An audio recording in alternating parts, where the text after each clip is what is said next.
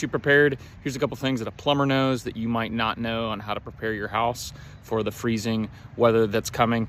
And at the end, I'm going to tell you what to do to prepare in the worst case scenario. So let's go.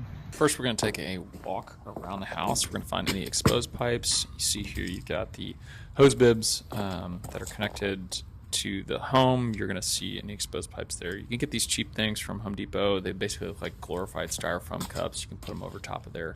Any insulation will work. You can find old t-shirts and towels that you can wrap up and put tape on, and that'll work just as well. So here you got pool pipes. You're going to find those are going to be potential sources of weakness, especially the smaller pipes. If the water's moving, it's less likely to have a freeze point. Where this house has commonly had a break is right there. You've got the water that goes in through that vacuum breaker into the pool, and that needs to be covered and insulated. Well, those things that you buy from Home Depot don't cover this properly. That's why you're going to have to use some sort of ulterior type of insulation like towels and t-shirts. Now, very commonly, this is one of the most common breaks is going to be at the vacuum breaker for the sprinkler system. You're going to turn off the sprinkler system first, and then you can see I'm struggling there to put this thing in a perpendicular direction.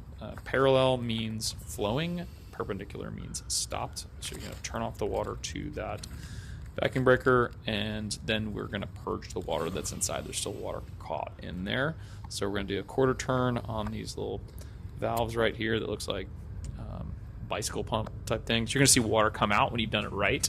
So water should be dripping out of there. See, there it went. And then you need to make sure that you're going to insulate it afterwards, because even if a little bit of water's in there, it can't expand. You want to keep that water temp a little bit higher so that it can prevent from having major issues. It's going to pop through the top. That bell looking thing is where the weakest point is, and that's where you'll commonly see them break.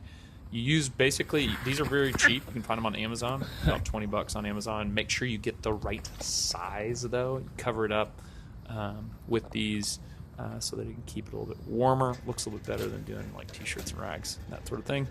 Now, here's your tools for both the prep and the worst case. So you've got that bag that's insulated. You have it with an airtight seal with the Velcro that's inside of it underneath. Once you cover it, make sure it's airtight. The other piece is going to be the flathead for the shutting off, purging the water out of the vacuum breaker, and the final piece is what we're going to show you here in a second for shutting off the water at the city side in a worst case scenario. So we lose power to Houston, big problem. Home's going to get a little colder, and it's more likely to have major problems on those pipes, because when the home has heat, it's more likely to keep things from freezing up. But if we do lose power entirely, dripping water, especially on an exterior wall like this one, that's going to make for less likelihood of having a problem, because water comes out of the ground at 55, needs to stay above 32. So when it's dripping, you got more of a likelihood of having less problems. But if there is a major problem, you need to know where to shut off the water to the house.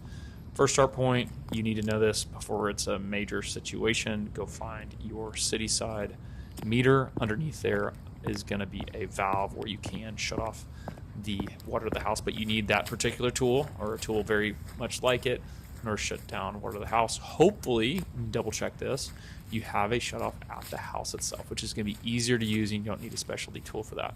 So you can see water runs from the city side underground up, jumps out of the ground and goes into the house. That lower valve is the shut off. That one's just a quarter turn. You shut that down, and if you got problems going on inside, you can keep that water from continuing to flow uncontrolled. It's not that top one. That's just for the hose. You want to cover that. It is an exposed pipe, so be careful there. So let us know if we can help with anything. Stay safe out there and enjoy some time with family. Thanks.